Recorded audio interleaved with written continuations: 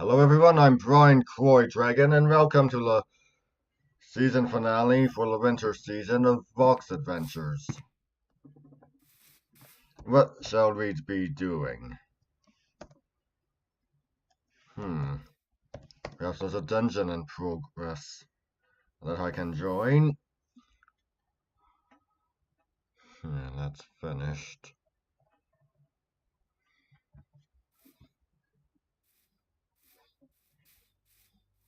Oh, creepers.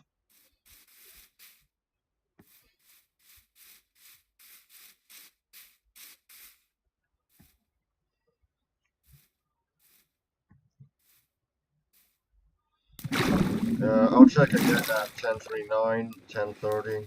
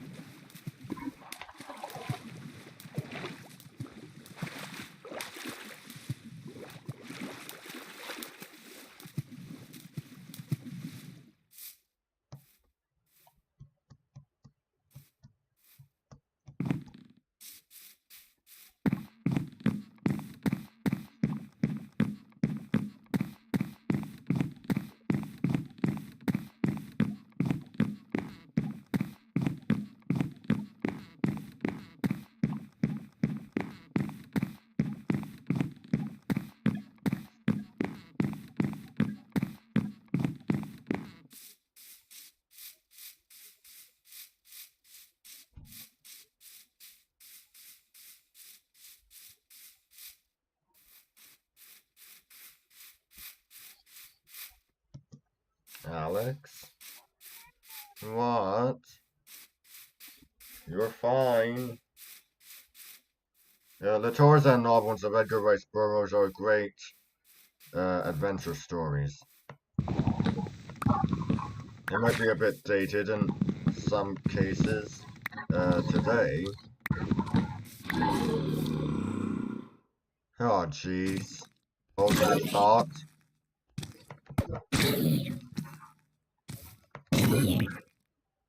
Oh, jeez, how long have I been recording for? 1, 2 minutes? Already I'm being attacked.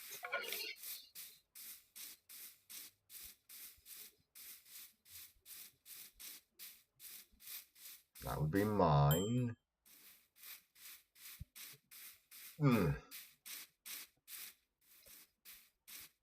One experience.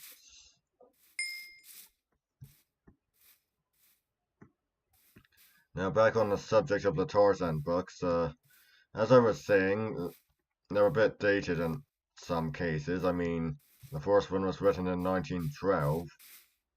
Yeah, maybe a bit earlier than that. Because you have to remember, these were serialized novels. So 1912 was probably when it was published in paperback format.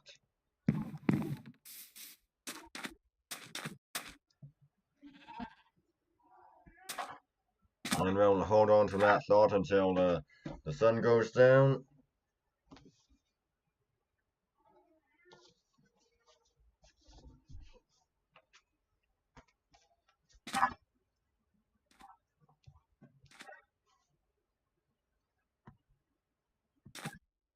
What the? Son of a...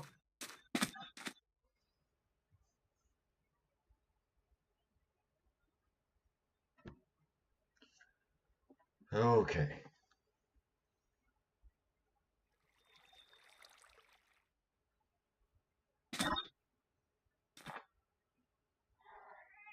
You're fine.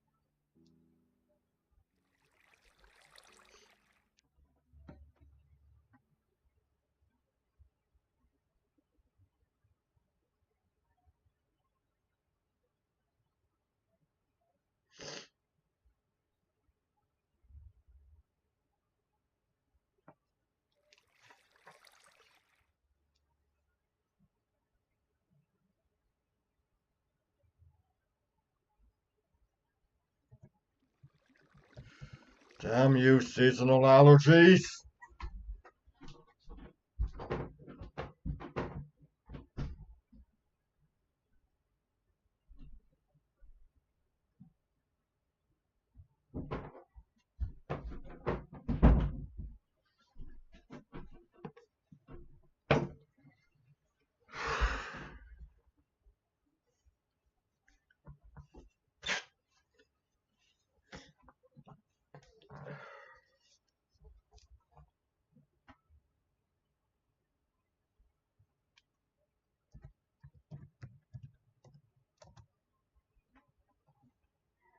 What?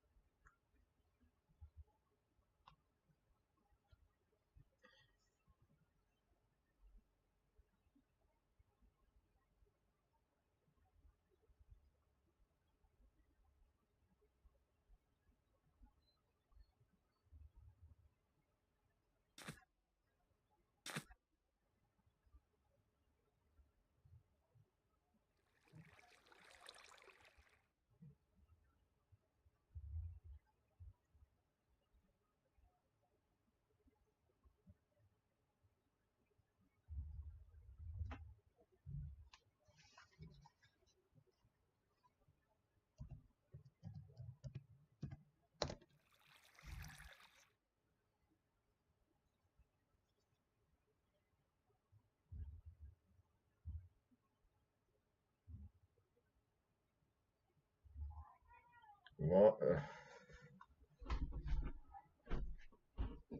Come on.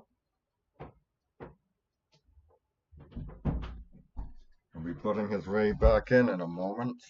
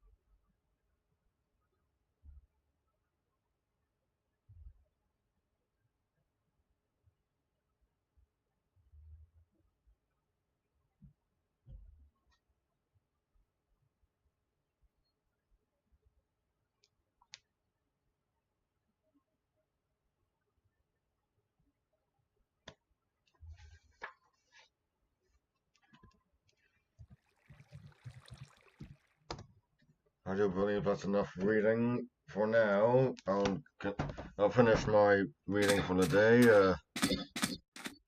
Well, when the sun's back up again. Now let's see. Returning to Tarzan.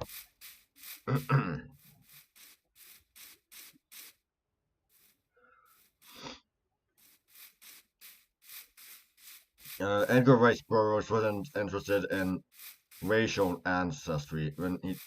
The ancestry he was talking about was um,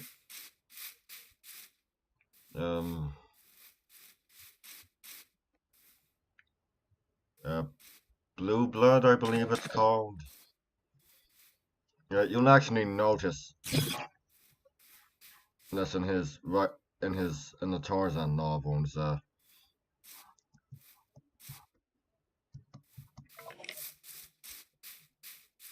A black chieftain, a chieftain of an African tribe, is going to come across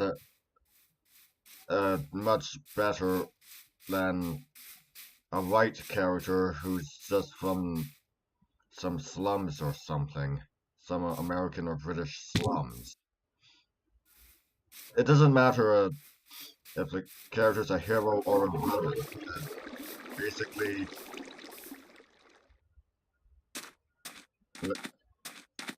a character that would be considered upper class is going to come across better as a character would be considered lower class, and that's definitely true of Tarzan. He's a member of the British aristocracy, the Viscount Greystone.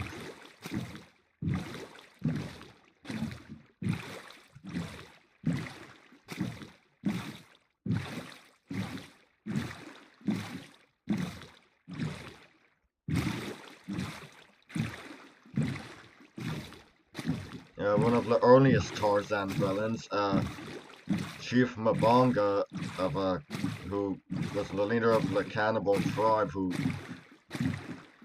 Tarzan came into conflict with very early on, was a lot more a respectable character than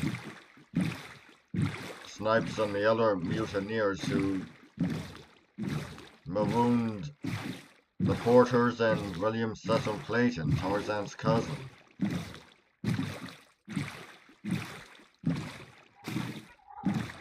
Hey.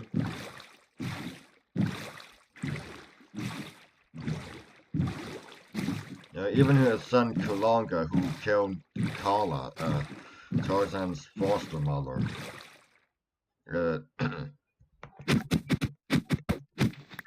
Yes, he did kill Kala, the only mother Tarzan ever knew, but he still comes across as more respectable. Until we meet the Waziri, who are a very genuinely heroic tribe. Said to be feared by Arab slave traders and cannibals alike. Great friends of Tarzan, great allies.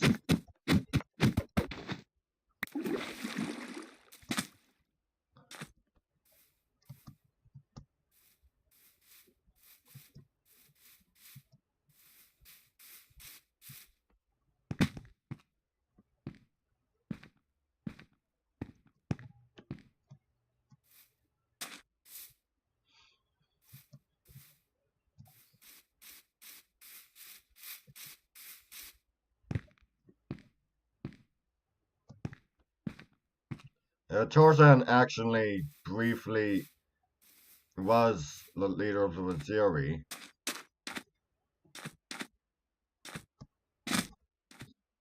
Of course, he did eventually abdicate, and the role of chieftain was actually given to someone who was not adopted into the tribe but born into it.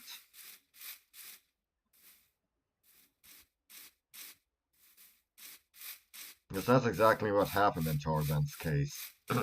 He was adopted into the tribe. So yes, he does have a right to it, but his eventual abdication opened up the position for, or someone who had been born into it.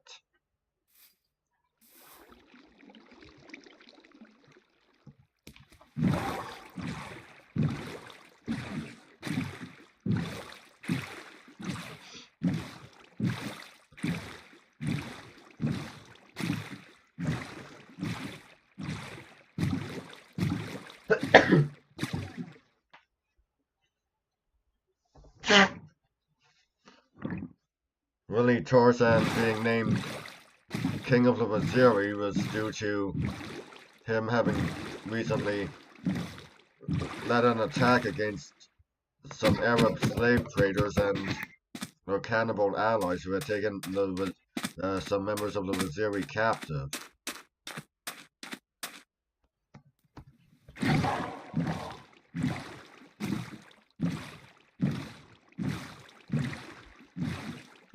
And what's interesting about the Waziri tribe is that their chieftains or kings, you know, take on the name of the tribe. So after they abdicate or die, their original name is returned to them. So Tarzan was briefly Waziri, just as his predecessor was. And something of note is that there's a little song when proclaiming a new leader. Waziri, King of the Waziri. Waziri, killer of Arabs. So it really gets across that the Waziri and the Arab slave traders don't get along. I mean, yeah, that should have been obvious from the conflicts early on with the Arab slave traders.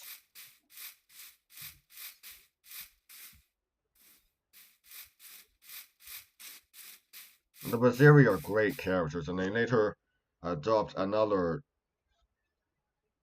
member of another tribe, Mugambi, into their ranks.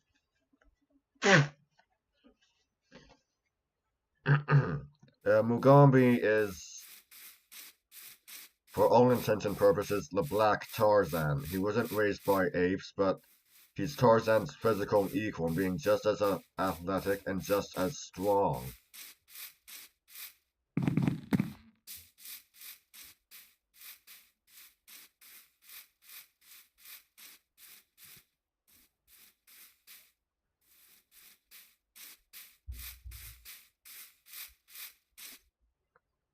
He's a great character.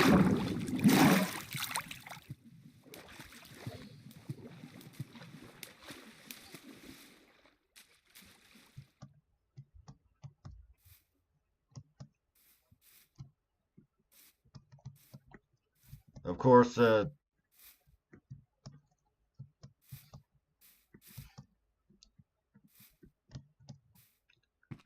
Tarzan movies have suffered, and I dare say a good amount. Tarzan outside of the books has suffered quite a bit. Obviously, the comics have been able to stay faithful. Yeah, for the most part. There was the Jesse Marsh years for Down, where it was essentially a combination of the Burroughs novels and those infamous Weissmuller movies.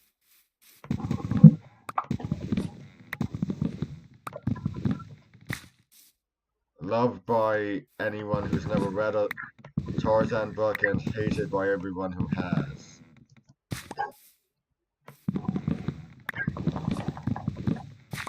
Even Edgar Rice Burroughs himself uh, came to hate them.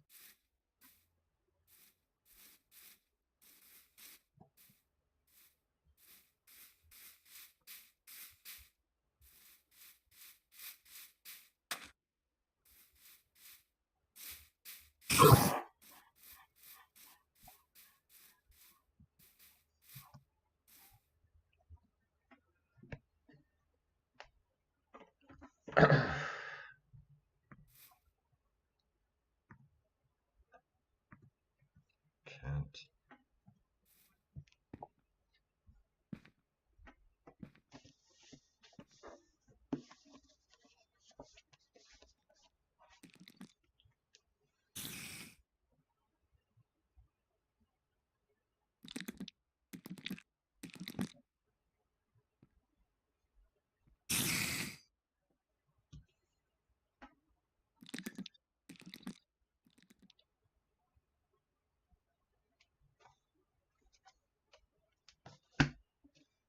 That's enough reading for today.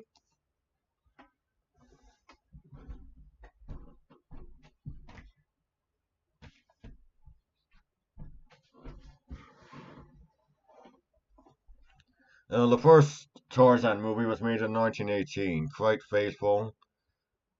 Some changes, low, very faithful, despite some changes. I mean, Jane being carried off by the cannibals is particularly mundane compared to be carrying off by the ape Turcos, who I must point out, the apes that raised Tarzan were not gorillas, they were Mongani. Sort of a combination of chimpanzees and gorillas. And I don't mean like a chimpanzee and a gorilla mated. Yeah, you get the idea. They've got elements of both in them. But I mean, yes, being carried off by actually being carried off by an ape isn't mundane. Even if it was a regular ape instead of a fictional kind, there's not a lot of records of that happening.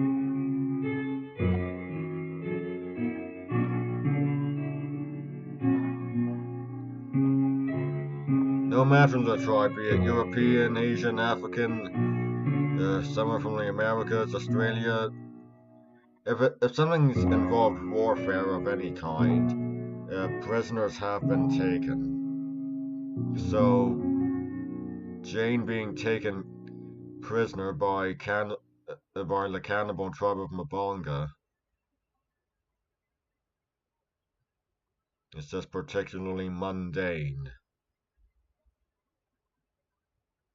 Mabonga? I don't know whose tribe it was anymore. They seem to have combined. The character is never referred to by name, but he still counts Kala, but he's referred to as the chief of the tribe.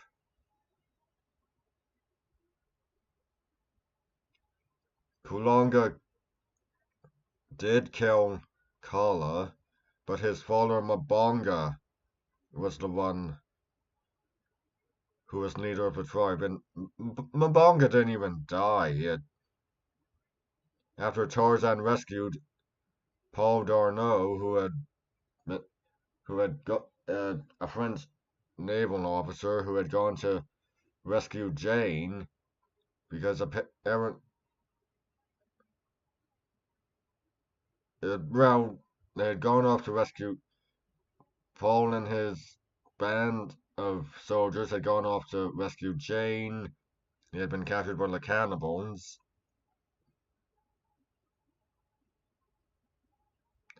Paul was going to be burned at the stake, I believe. Well, you can't blame the cannibals for being that way towards a white man. After all, they were Belgian slaves of the Belgians. They had been enslaved by the Belgians before arriving in Tarzan's neck of the woods, so in a way they're almost anti-villains.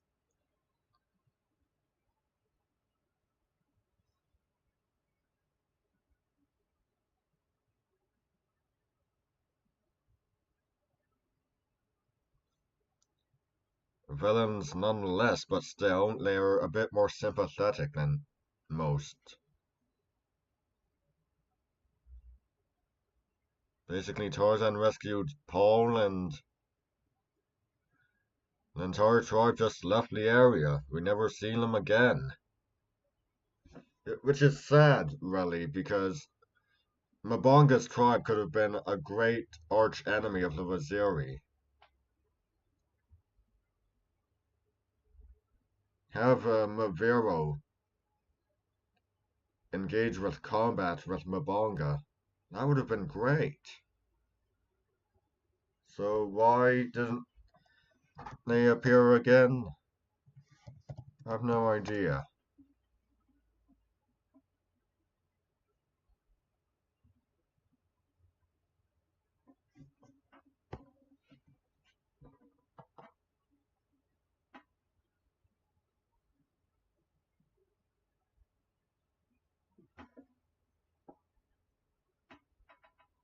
Of course,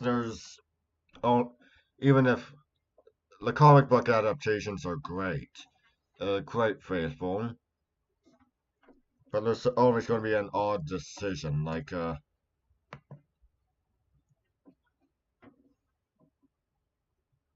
Kulonga is described as wearing a feathered headdress. During Joe Kubert's years at DC when he was doing the Tarzan comics, he portrayed Kulonga as having a horned helmet. Why? I don't know. It's particularly bizarre. A choice.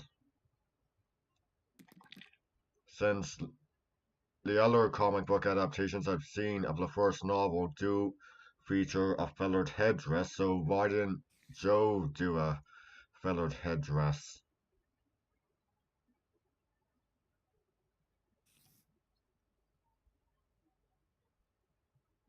Was he did he think people wouldn't think Kulonga was the villain? He killed Kala. Yeah, he killed Kala.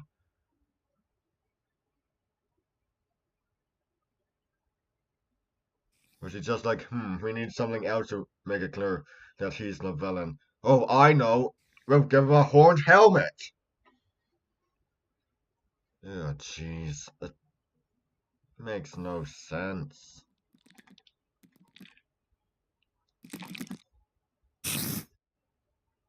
Of course, Kulonga's a pretty unwitting villain. He didn't know. He didn't know about Tarzan. He just came across Kala, thought she'd make good meat, and killed her. Tarzan naturally, in a vengeful mood after losing the only parent he's ever had, killed Kulonga in perhaps the most bizarre way possible. By that I mean Tarzan has a rope uh, with a noose, and he has a knife. Grabs Kulonga, lets the noose, pulls him up, and then just stabs him. It makes no bloody sense. Use the noose, he chokes to death. Why use the knife also?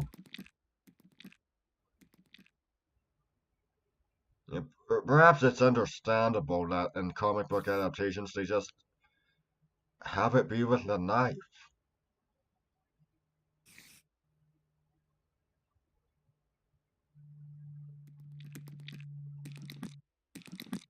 After that, Tarzan takes Kulonga's bow, which he used to kill Kala. And Tarzan teaches himself to become an archer.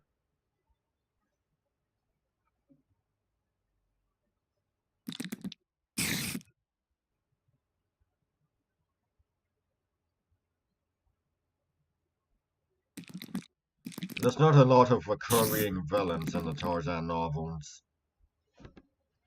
The only one that could be called Tarzan's arch enemy is Nicholas Volkov.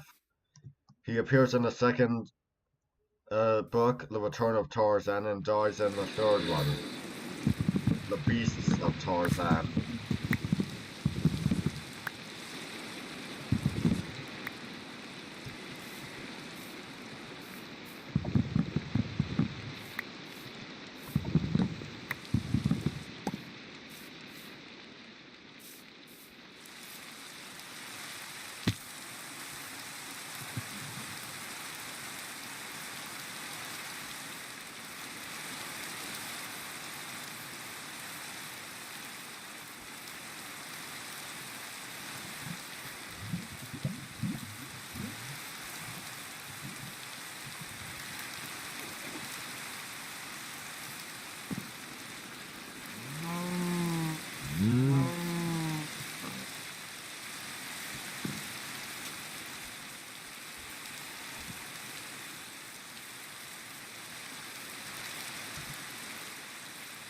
The only recurring villain, and I use that term loosely, is Law, Queen of Opar.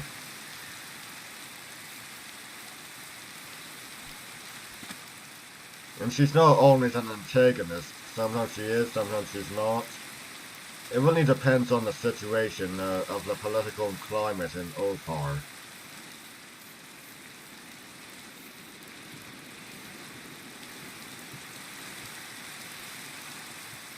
If she's been overthrown, then she's not the villain.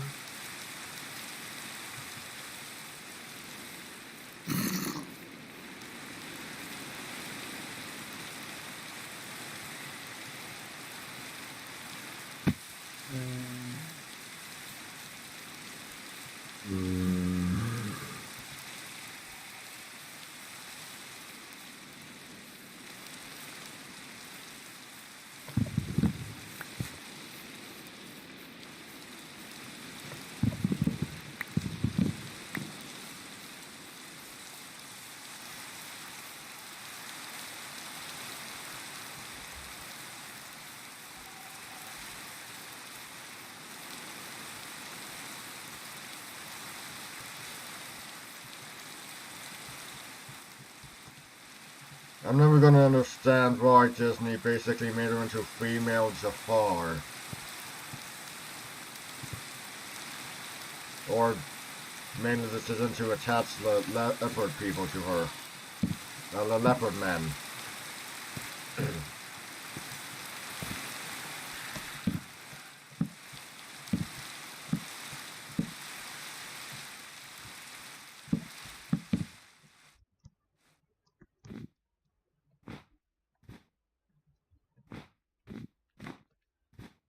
It really makes no sense since the leopard men weren't really affiliated with Opar. They weren't introduced until long after Opar was. They weren't even leopards changed into bear leopards. They were just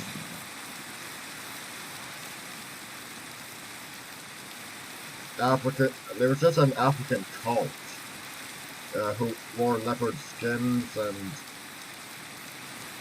those claw weapons. What do you call them? You know what I'm talking about, right?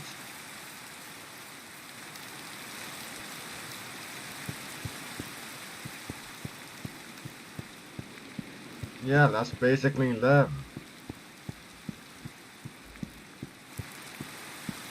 They were completely unaffiliated with Opar.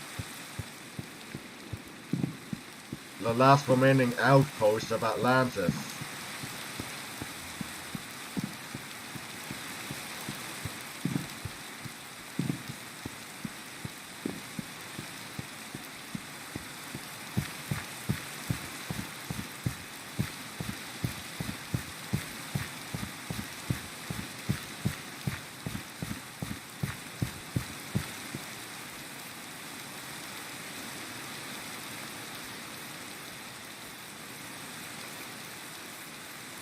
Love wasn't even a sorceress. She was the High Priestess of the Sun. Queen of Opar and High Priestess of the Sun. That basically seems to be how things were with them. Queen and High Priestess of the Sun were pretty much the same station.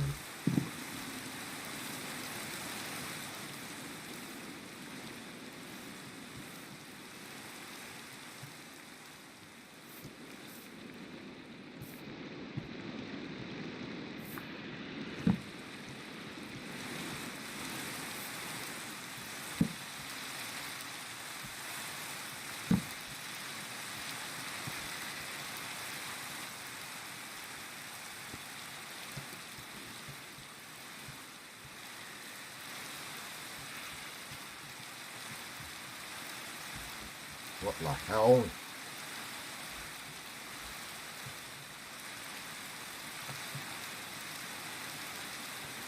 Oh, jeez. Flower in the way.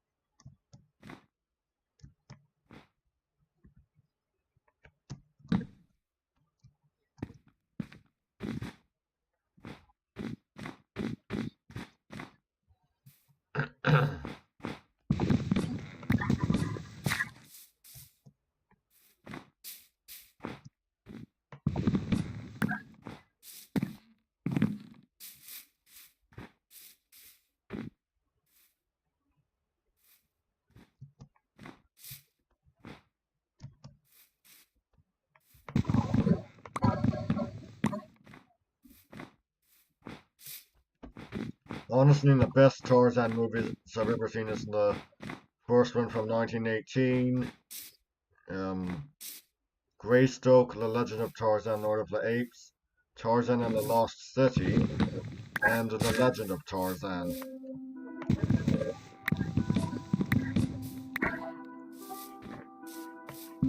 All four of those movies are very faithful uh, to the original Burroughs canon. Sure, there's some changes, but still, they're very faithful. And on the television side of things, in the filmation, in the animated series, Tarzan Lord of the Jungle is what you should look at. Being faithful as well. Despite some odd omissions, for instance, we never meet the Waziri, there's never any black characters in it, which is odd.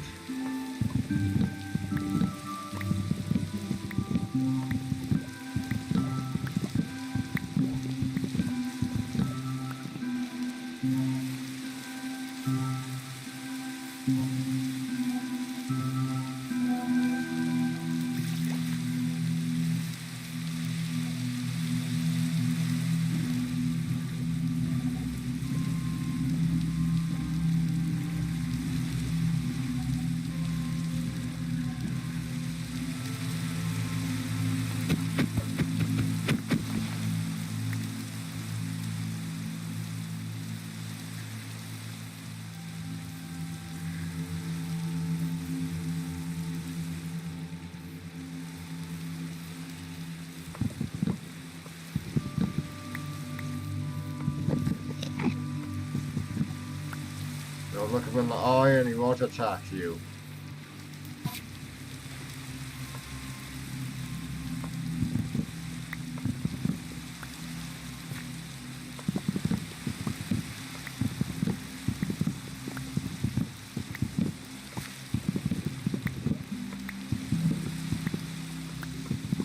Honestly, when it comes to the Tarzan movies, I prefer the pre and post Weissmuller years.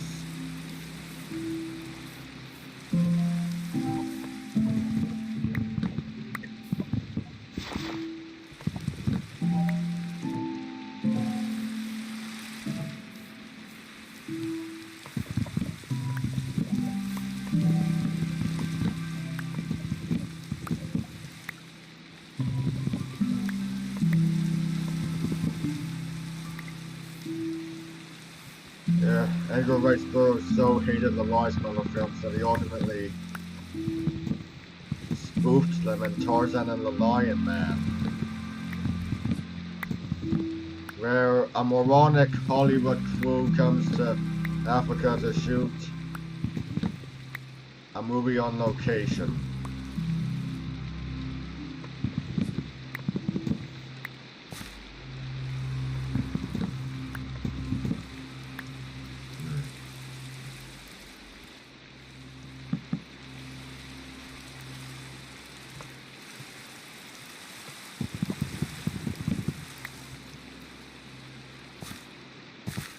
Basically, the plot of the movie is that it's about a guy who was raised by lions.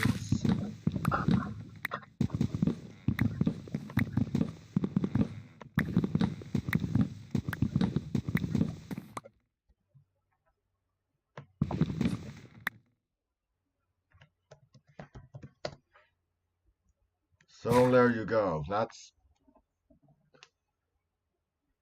basically it. Guy raised by lions meets woman from, I don't know, America or Britain or something. Hey. Oh, and just for a little bit of info here, Jane, not British, American. Read the books. She's from Baltimore.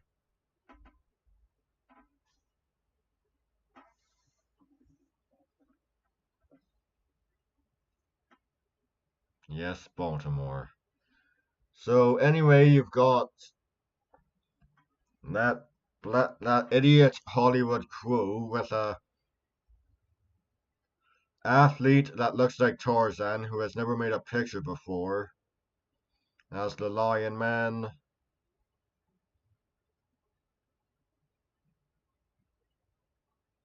and the crew just gets lost. One of the women who's part of the crew gets captured by a hostile tribe, I believe. I can't remember. Another woman gets captured by a city of intelligent gorillas based off of Tudor England that's been created by a scientist who thinks he's God or who has the gorillas call him God and is injecting himself with gorilla blood to keep himself young.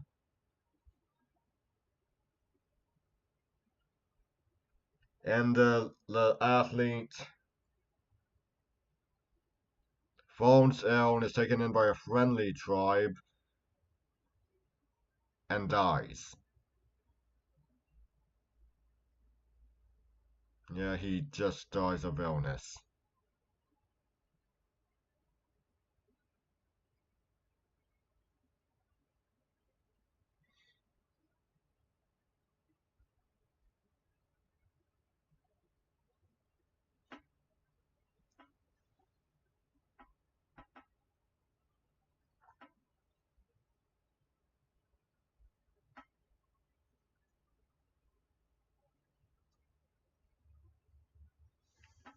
Honestly, the whole thing is pretty mundane except for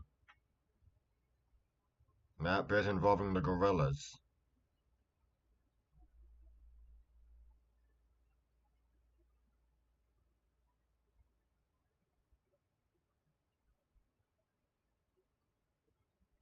And that's probably the thing about the Tarzan novels. They can be either mundane or fantastic.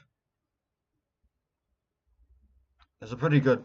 They've got a pretty good mixture of both, honestly. Tarzan at the Earth's Core, which is a crossover with Edgar Rice Burroughs' other series, the Pellucidar series, is very high on the fantastic end of things. An inner world filled with dinosaurs, cavemen, gorilla men, all sorts of men.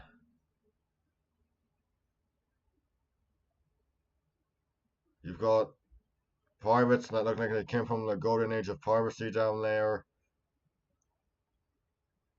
The cavemen have basically become like Vikings with cannons.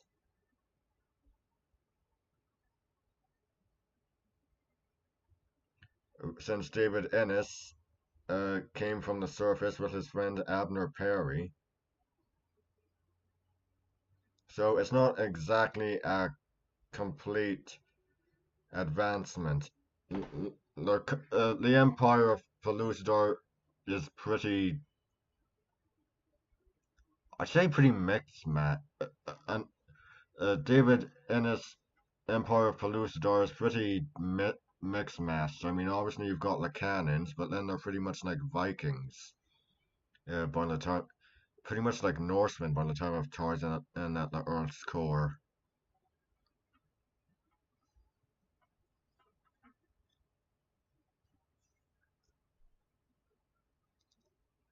And then you have a city in Pellucidar that's like ancient Greece.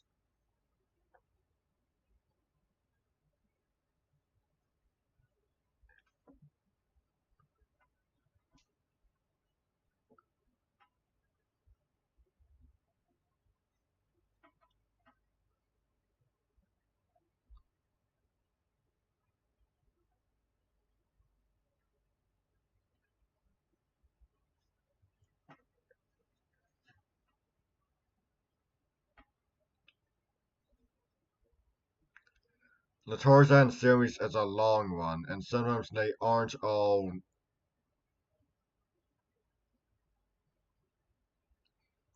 finished in one book. Tarzan of the Apes, sure, you reach the end, but the story isn't properly finished until the return of Tarzan.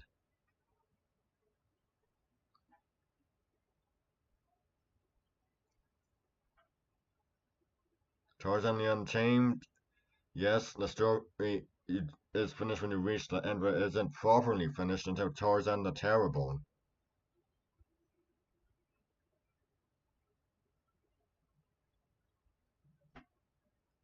Where Tarzan is in Paludan, which has a race of humans with tails like that of a monkey. Because obviously, well, what other tail are they gonna have?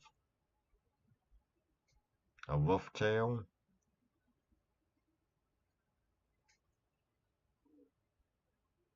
And the thing is, their tails are prehensile, so they aren't useless.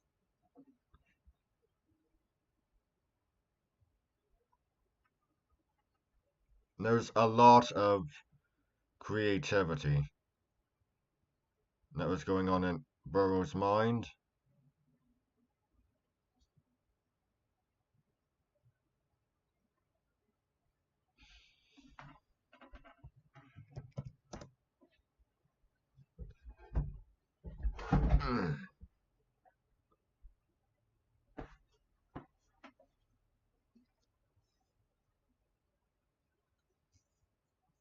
Oh, and by the way, Kerchak not Kala's mate in the original novel. That would be too blot. Kerchak was king of the tribe. Tublat was... Jeez, I don't even know what Tublat's specific standing in the hierarchy was. Each bone ape had a harem of cows. Akala was Tublat's youngest mate. But I don't recall ever hearing it stated that Kerchak had one. I mean, he might have, but being a ape himself, he probably had a harem, but his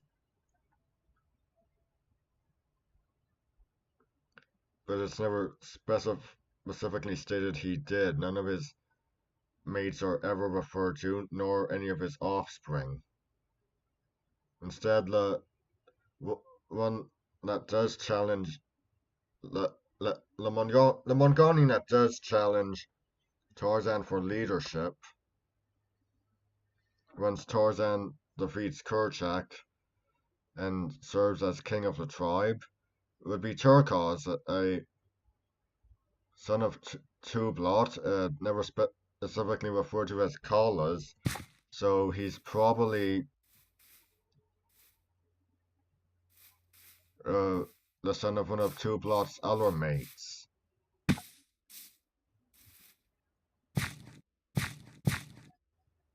So again, it's Tublat kind of ends up having a bigger role, really. Yes, Kerchak did kill Tarzan's father, but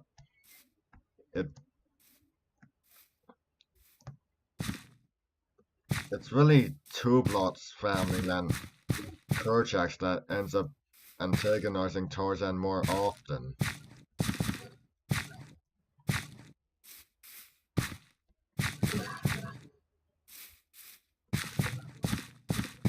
Which is bizarre, really, when you think about it.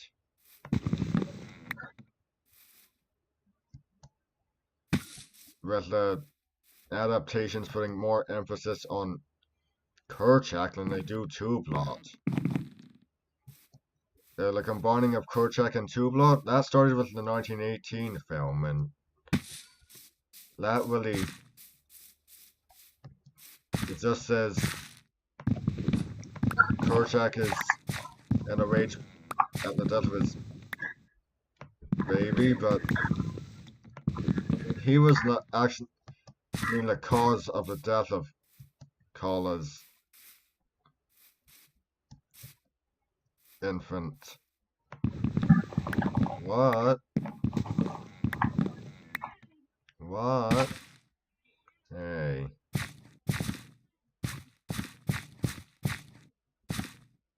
It was during a rage that he pursued Kala, and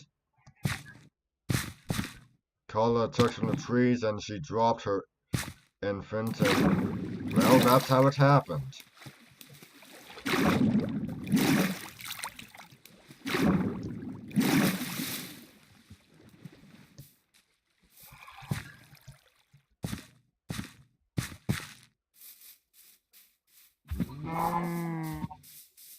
Hey.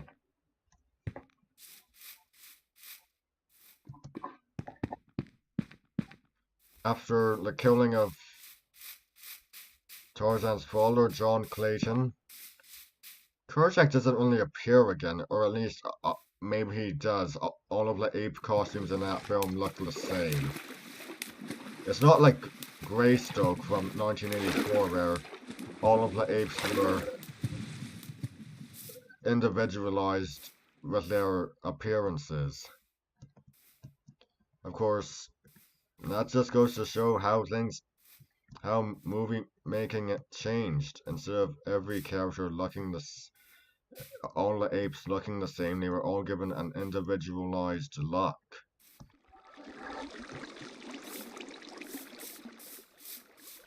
It's quite fascinating, really. Of course, I don't understand why they renamed Two-Blot Silverbeard and Kerchak White Eyes. I mean, the wounds are basically the same. Silverbeard is Tarzan's adoptive father.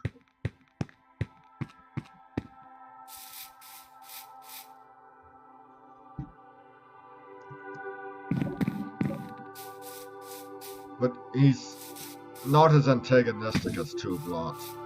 Two-Blot was rather passive, but he did ultimately emerge as an antagonist in the early chapters.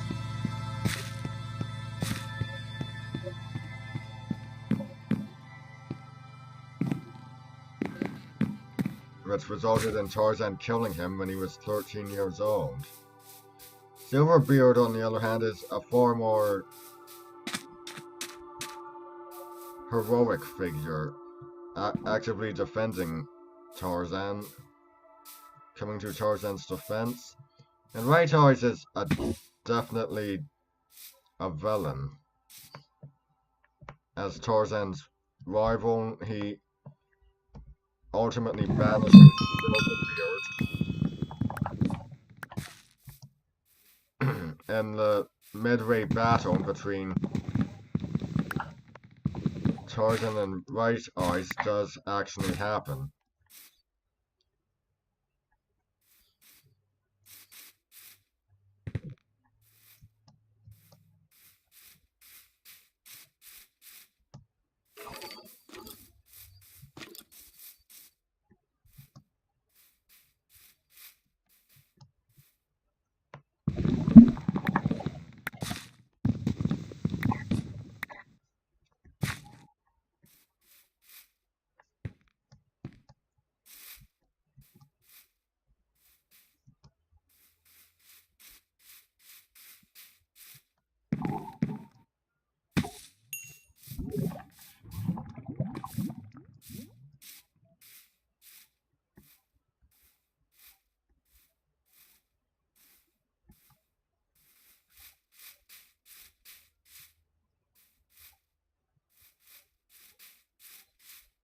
Oh, and as long as we're on the topic of characters that weren't in any way related to one another and the source material, if we go to the Legend of Tarzan, which has Akut as a son of Kala, he wasn't in the original novels. Akut came from a completely different Mongani tribe.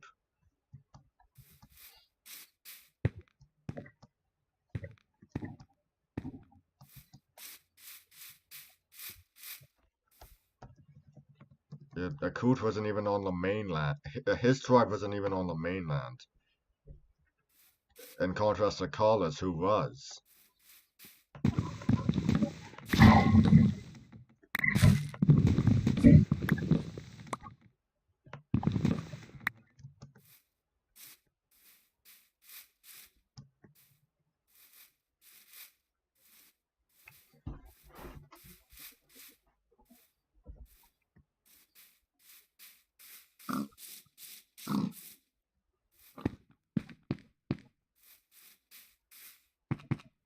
Akut debuted in The Beasts of Tarzan and appeared for one final time in The Son of Tarzan.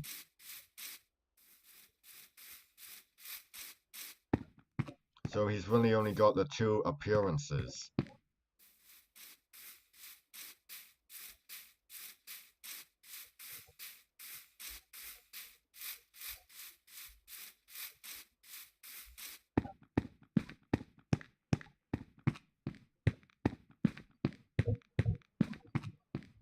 I honestly like Akut. I like Mugambi too.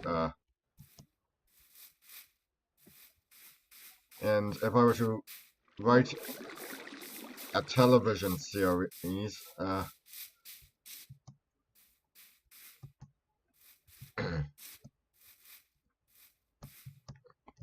trying to incorporate the entire Tarzan, the entire Burroughs canon, I'd have Akut and Mugambi as Tarzan's closest companions.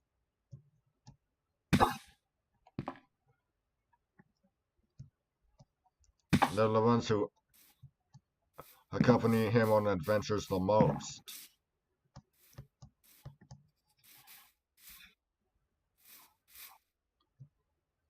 That's how I'd actually do it. And I actually would incorporate tribal warfare between the Waziri and Mbonga's tribe.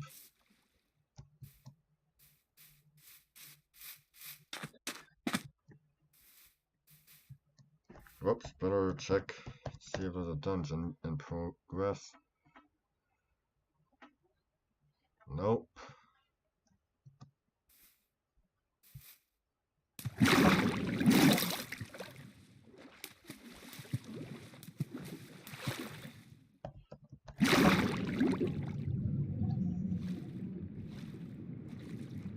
I mean, the tribe of Mbonga is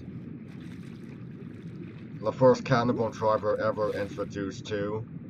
The Waziri are the enemies of Arab slave traders and cannibals. It makes a decent amount of sense. Just a moment, I'll be right back. Hey.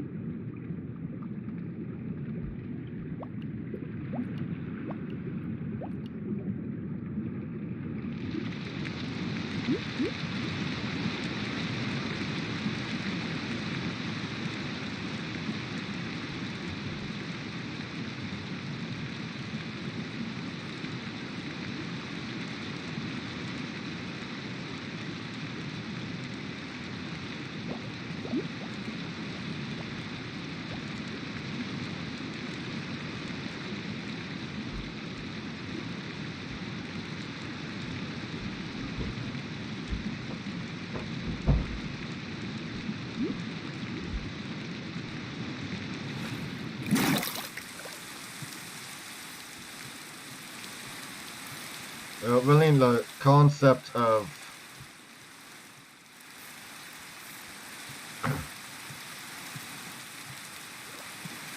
creating a television series that incorporates the whole Burroughs canon is quite appealing to me.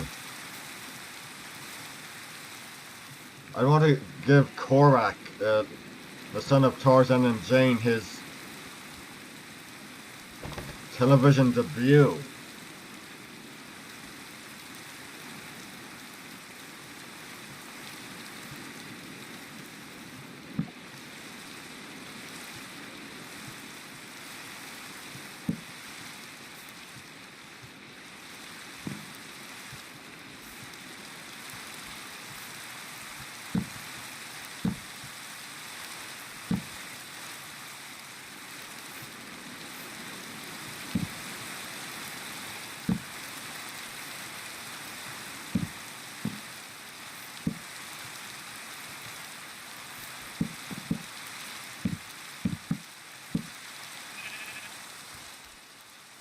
I'd like to incorporate the Tarzan lookalikes that appear there. You've got Stanley, the athlete from Tarzan and the Lion Man. And then you have the more villainous Esteban from Tarzan and the Golden Lion and Tarzan and the Ant-Man. And really, uh,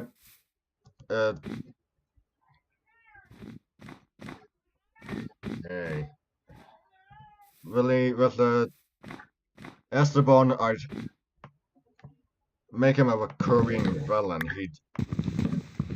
He'd be disfigured by Jod Boncha at the end of his debut episode. For those who don't know, Jod Boncha is the titular Golden Lion who appears in a good many other stories after his debut.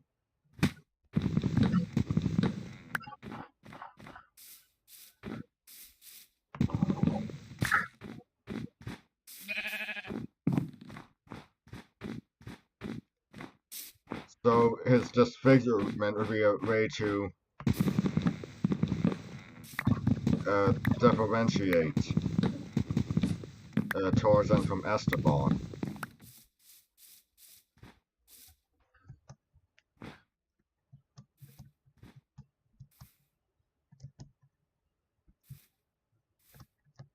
And the disfigurement would be an obsession Esteban has, with him ultimately viewing Jod Boncha and not Tarzan as his arch enemy. There'd be quite a few villains. It would be almost like a rogues gallery. Tarzan being a proto-superhero, it's only natural that he has one. And as the series comes to a close, each member of the rogues gallery would ultimately reach some kind of end.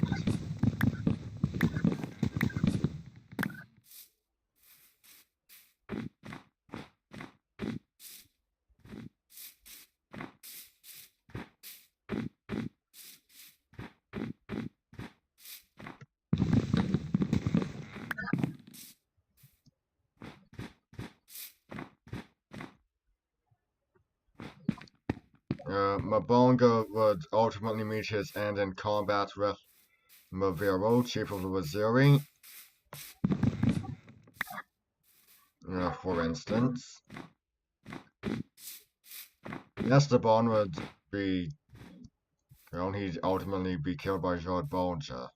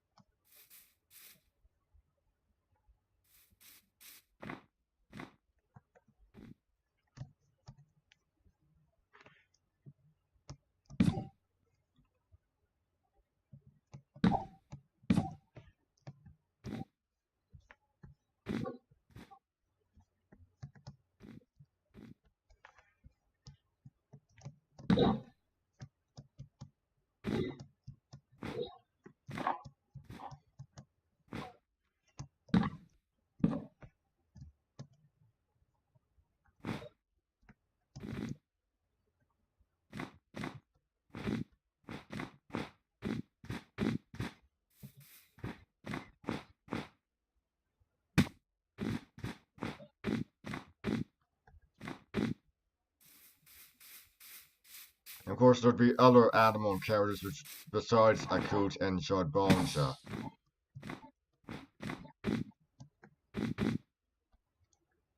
And to get around the fact that lions obviously don't live in the jungle, the general area where many of the stories take place would be the meeting point between jungle and savanna in order to accommodate uh, in order to prevent a case of misplaced wildlife. Numa the lion and Sabor the lioness would make appearances, and to represent that not all Numa were, because Numa was a blanket term for all lions in Mongoni. Jod Bonza was pretty much one of the few lions in the Tarzan novels to be given his own name. I don't recall there ever being a lioness that was not simply Sabor, representing the fact that there were some that were enemies and some that weren't. Numa and Sabor would be a bit of a wild card. You never know how they're gonna be. You never really know how they would be.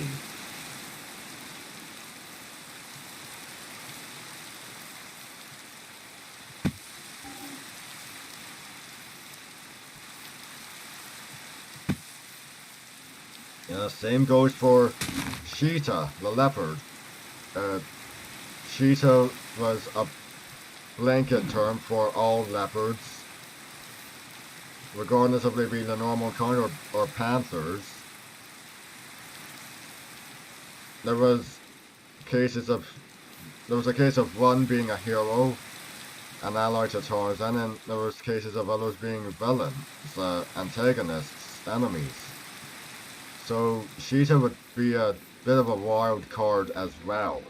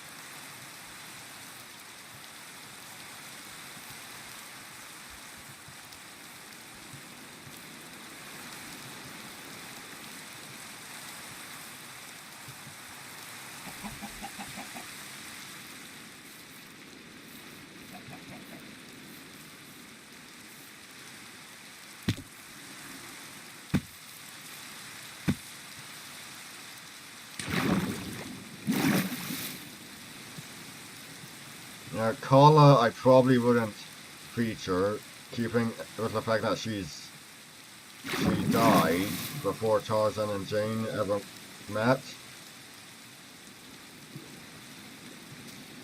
But Turquoise I definitely feature as a recurring antagonist. His debut chapter in Tarzan of the Apes featured him being banished from the tribe by Tarzan, so he'd really be a recurring villain.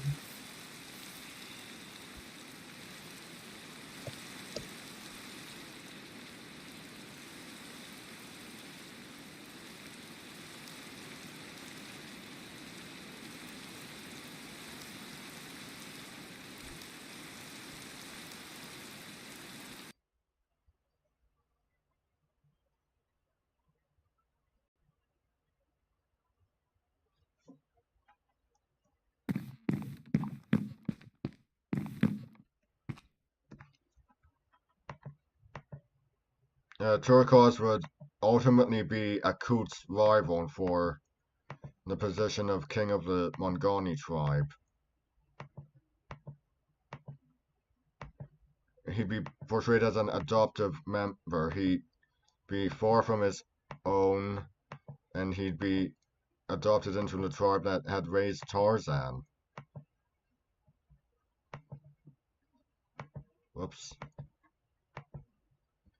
Don't want to get rid of my boat.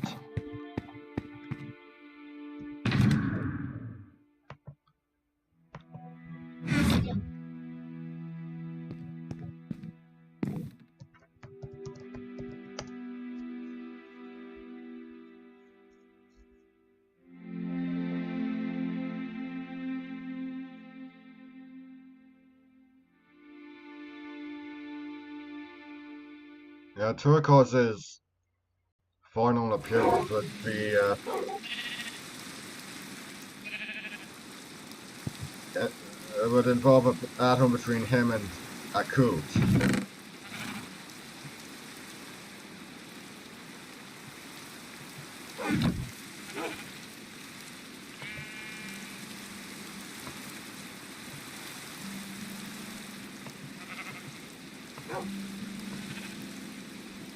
So by the end of the series, as the series moves on, it would become readily apparent that while Turquoise is a member of Tarzan's Rogues Gallery,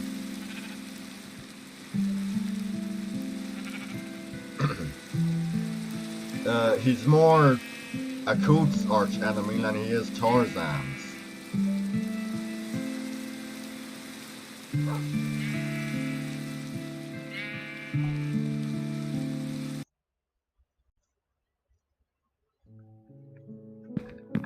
And I'd actually, as far as the Rogues Gallery goes, it would actually be Nicholas Rokoff,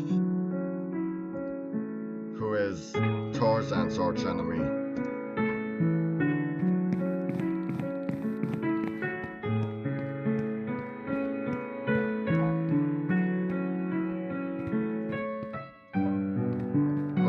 Mabonga would be Maviro's arch enemy, but he also have a particular reason to hate Tarzan. I'd be keeping the fact that Tarzan killed Kulonga in, so Mabonga's animosity towards Tarzan would be beyond Tarzan having been adopted into the Waziri tribe.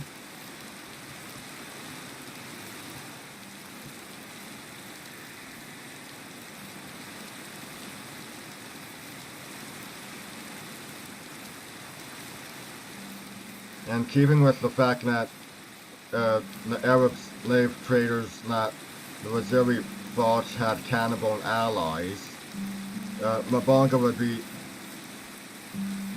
tribe would be allied to to Arab slave traders, resulting in him being called out many, many times on his hypocrisy that his people had been enslaved by the Belgians, but he has no problem with allying himself with another group of slave traders. I really don't recall it ever being stated if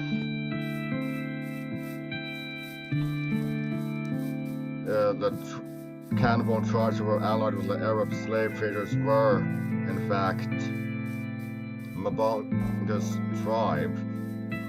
But the fact that the legend of Tarzan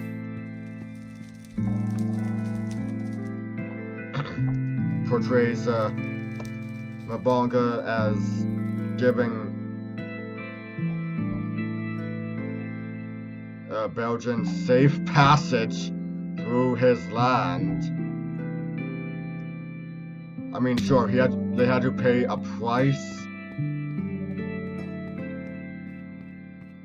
but still, it's pretty odd in my opinion. It's a great movie, I really love it, but it makes no damn sense.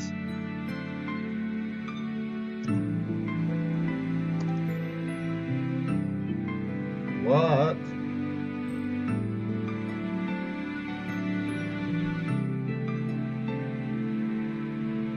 Yeah, Djimon Hounsou, he was terrific as Mabonga. He's an excellent actor. He's done Shakespeare. he can make any character, be like hero or villain, someone you can really sympathize with.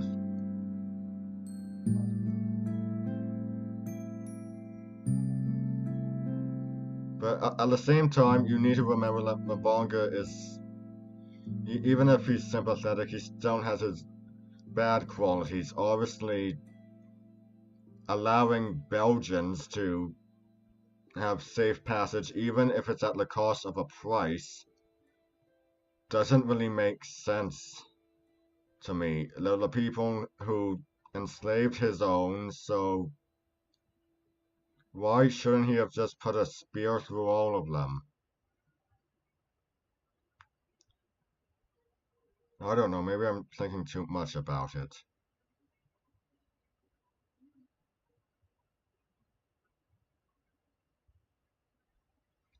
In my series, the Belgians would be this overarching enemy for all of Africa. Even the tribe of Mabonga would have to join forces with their arch enemies the Waziri and temporarily cut ties with the Arab slave traders to fight the Belgians.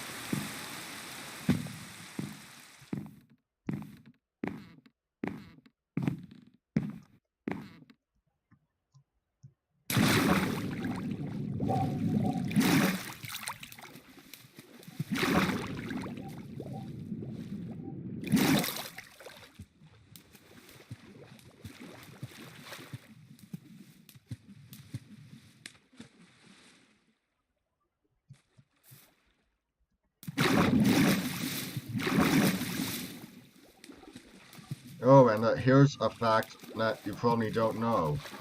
Tarzan and Jane, they ultimately became grandparents in the original novels. Korak and his wife Miriam had a son, Jack. I want to feature the family in my series, not just have it be just Tarzan and Jane, or just Tarzan, as some cases have been with with television adaptations.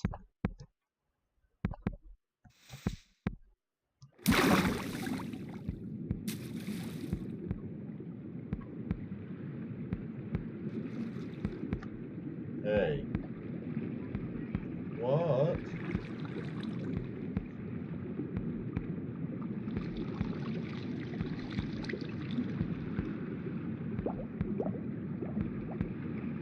Hold on a minute.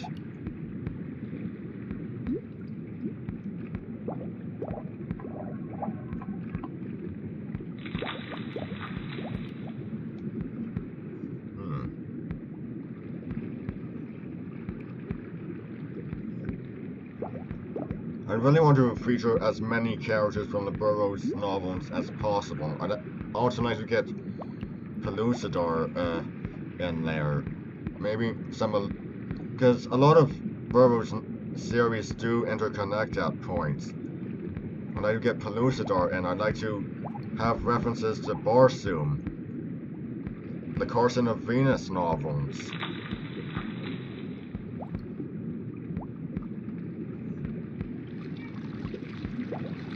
Oh, hold on.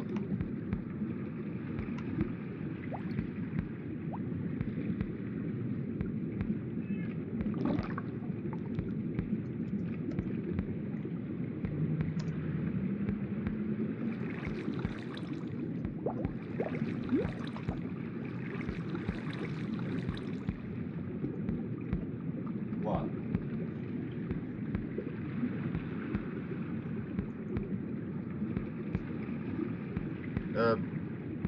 Actually, thinking back, I'd probably feature Kala in flashbacks. Kerchak as well, in addition to Tublot.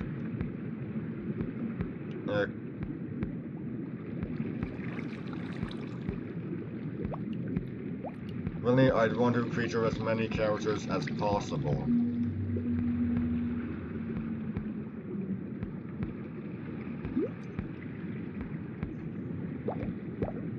Feature as many of the locations, as many of the characters.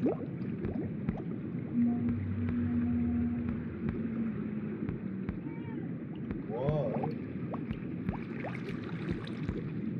And some that you have to remember about the Tarzan novel is that there was at least one case of adventures outside of Africa.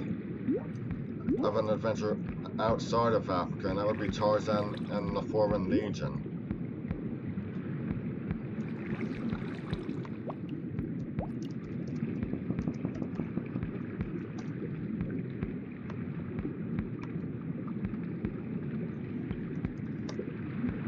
Which I believe was set in Borneo.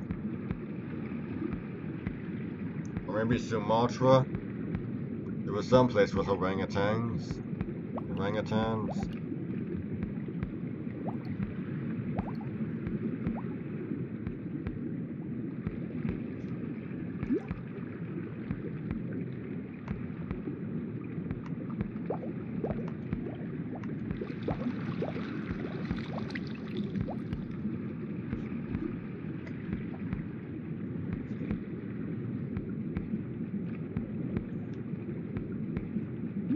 Hey.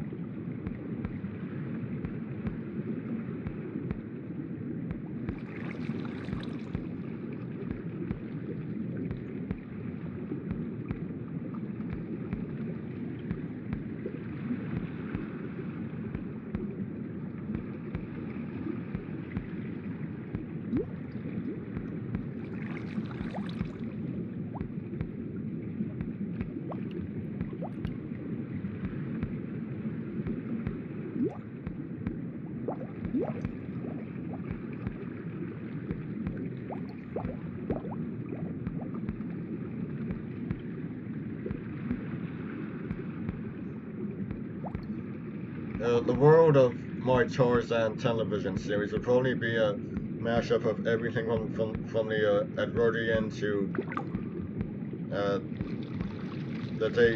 the year Edgar Ruce Burroughs died, 1950, I believe, to accommodate the fact that Tarzan has had adventures throughout the decades: the Edwardian era, World War I, World War II. 1930s, 1920s, really just to try and get as much of incorporate as much as possible. Almost bordering on retro universe, kind of like Batman the Animated Series.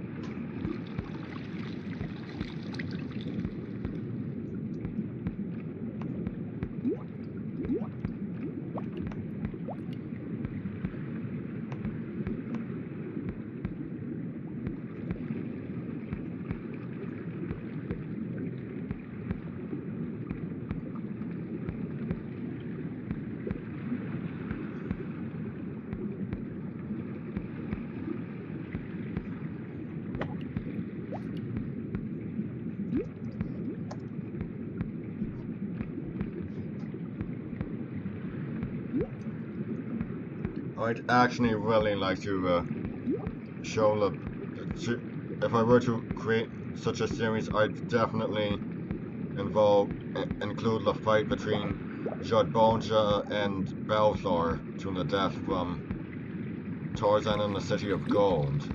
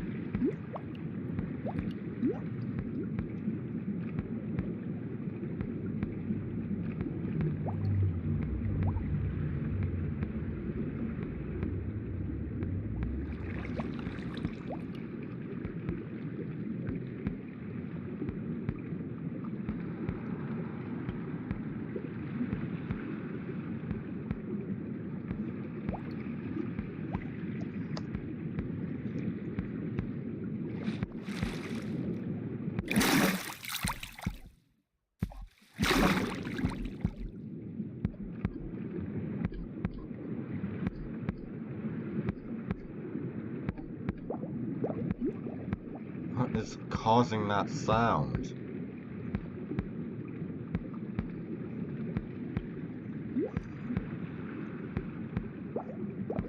Oh, Nakima, the monkey, I'd definitely include. Show him beat up a chimpanzee just to show what I think of Cheetah. Hate that character.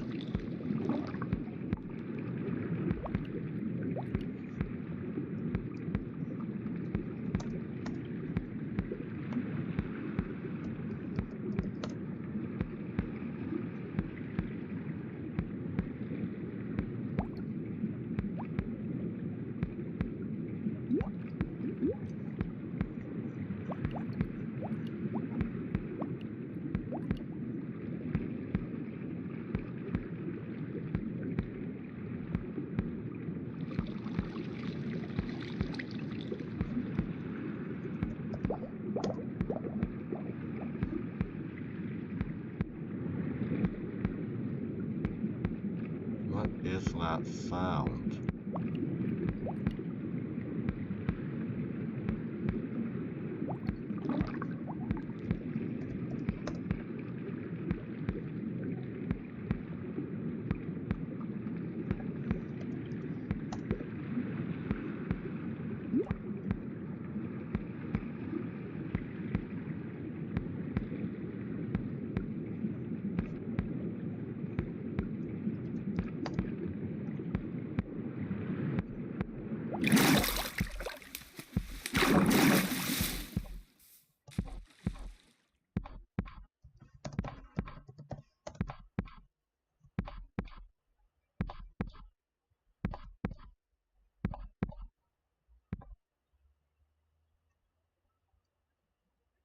How was that sound?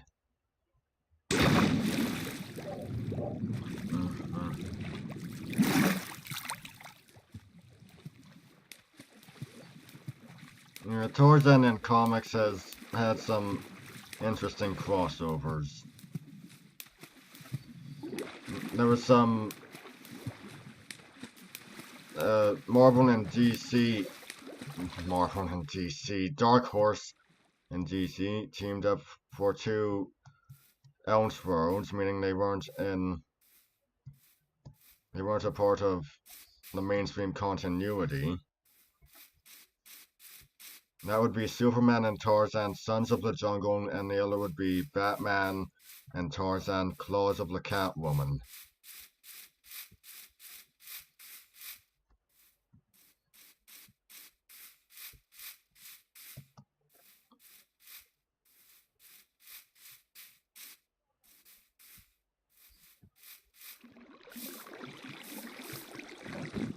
And then there's the crossover Tarzan vs. Predator at the Earth's core.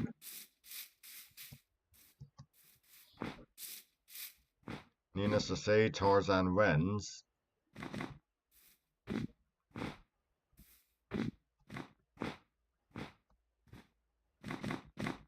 And then there were, well, not exactly sure if they should be called crossovers, but Dark Horse did interesting crossovers with other literary characters.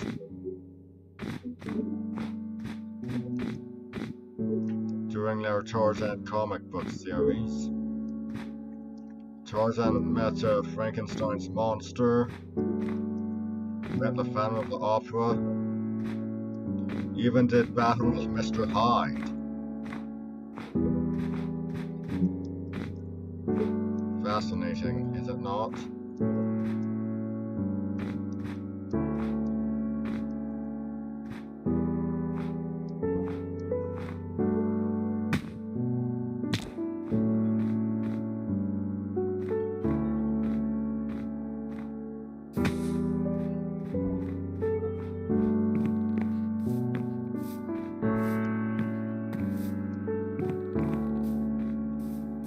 Yeah, those are things I would definitely not be featuring in a Tarzan series of my own creation. But that.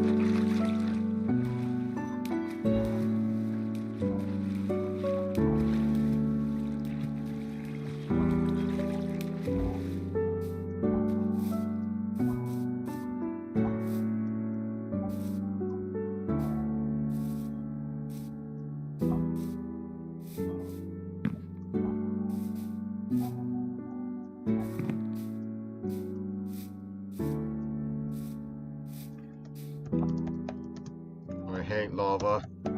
It is my arch enemy.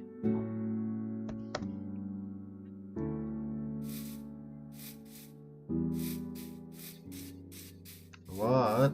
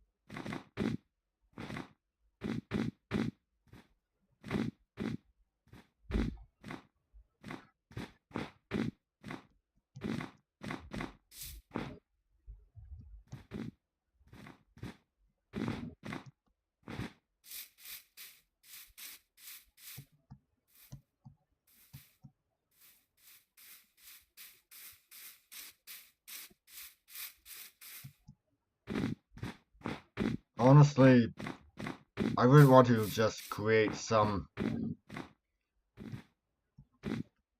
new character. Uh, if I needed a new ally or a new villain, I just go to the source material.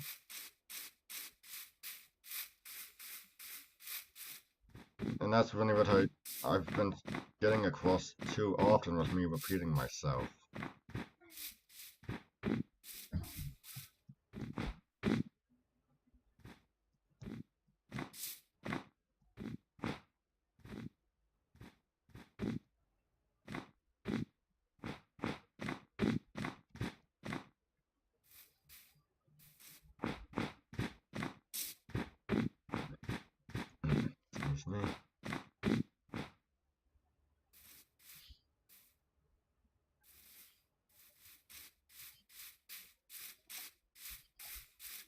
Justice League. Um, the enemy below. It wasn't just some random assassin that Orm had hired to kill Aquaman. It was Deadshot in Darkest Night. In Blackest Night, Darkest Night. Uh, it wasn't just some random space pirate that had set up John and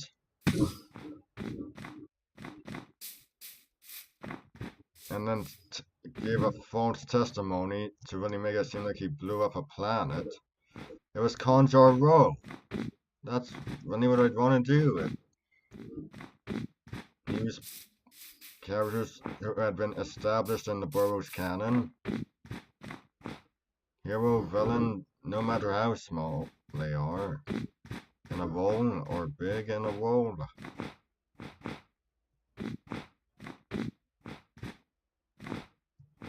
Noticing that they probably wouldn't take larger roles. Oh, jeez.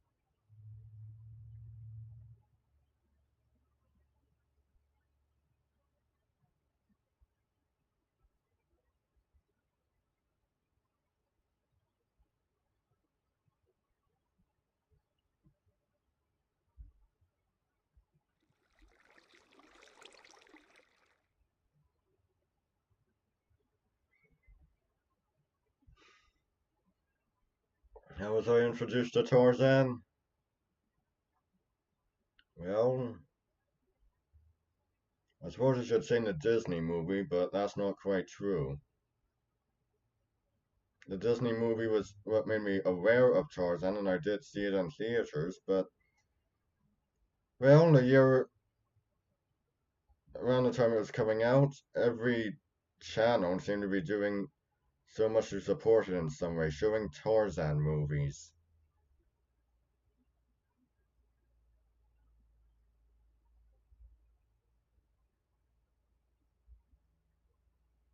My dad sat me down and I watched some. First, well, I watched three.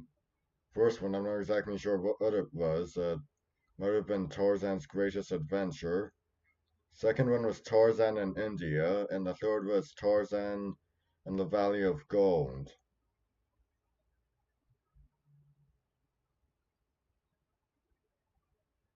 And later at my grandparents', I saw Tarzan's New York Adventure.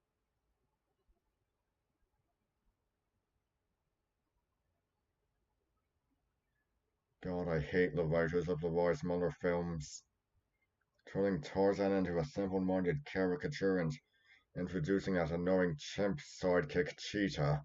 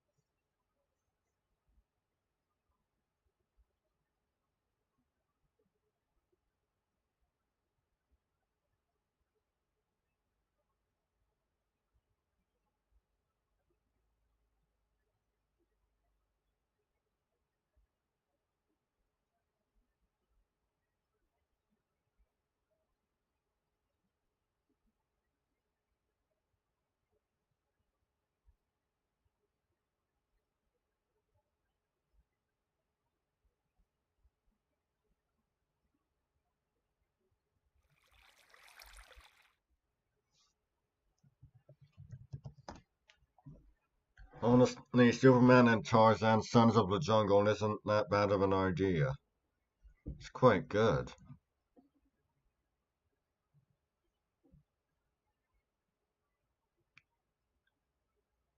A story where Superman landed in Africa and his landing basically frightened the mutineers who marooned John and Alice Clayton so much that they didn't dare do such a thing and instead just continued on their way to the original port, and John Clayton the third, Junior, whichever Tarzan is, becoming growing up to feel like he's got no purpose in life. It's all terrific, really.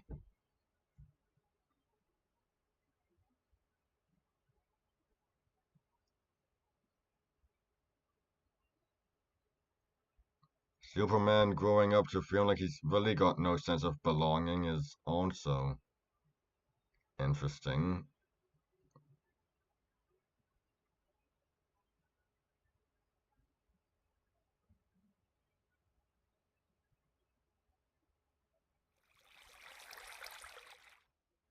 Feeling like you've got no sense of belonging, like you've got no purpose in life.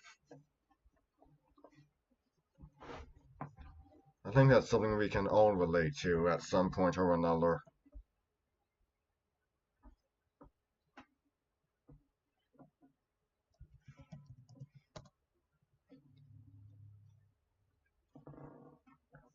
Batman and Tarzan Claws of the Catwoman is just Batman and Tarzan teaming up to save a lost city from being looted by Two-Face. But not the Two-Face as we know him. Enter Finnegan Dent, a mercenary posing as an archaeologist.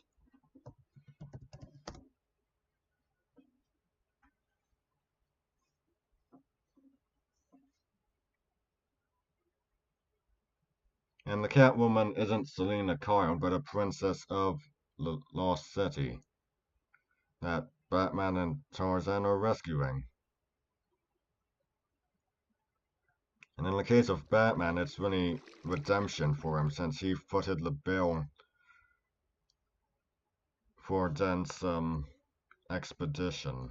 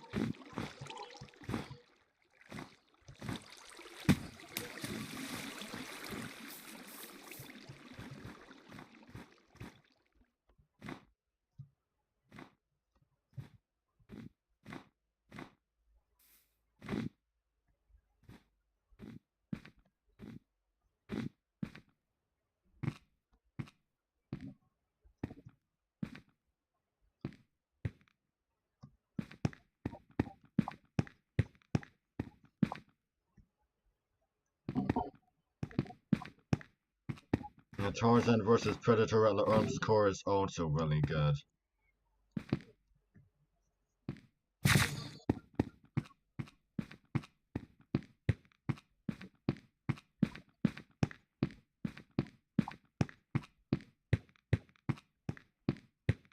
Seeing Tarzan and the Waziri come to the rescue of Pellucidar to stop the Predators who have allied with the Mayhars is just excellent.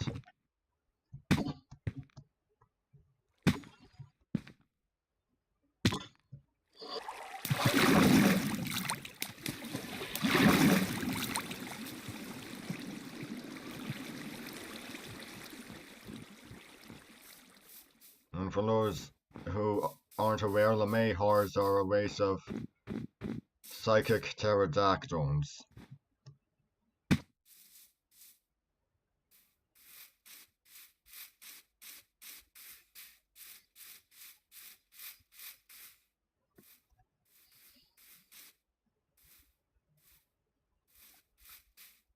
The Tarzan and Carson of Venus crossover Dark Horse did is also really good. Doing a crossover between two of Edgar Ruce Burroughs' creations that never got a crossover written by him is excellent.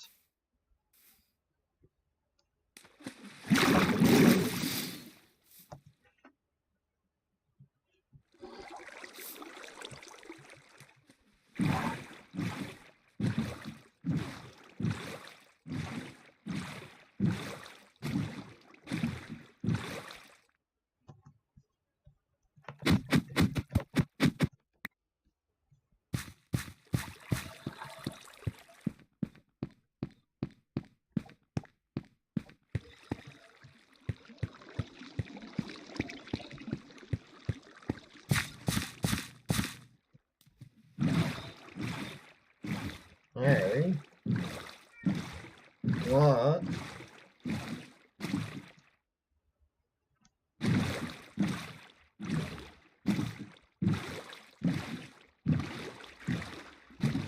Hey.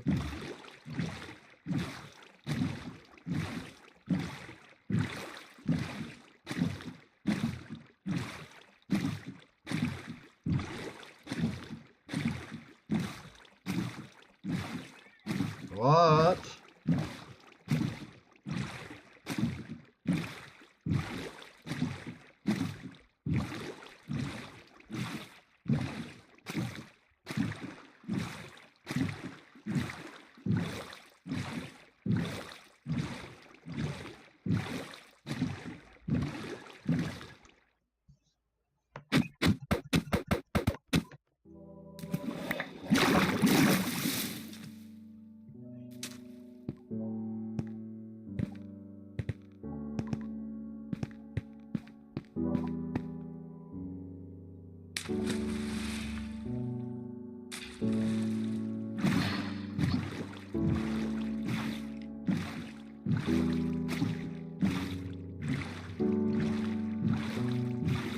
Well, that would be all for the Adventure season of Vox Adventures. Next time I'll be doing a Vox Adventures episode will be the Valentine's Day event. I'm Brian Croydragon signing out. Stay straight.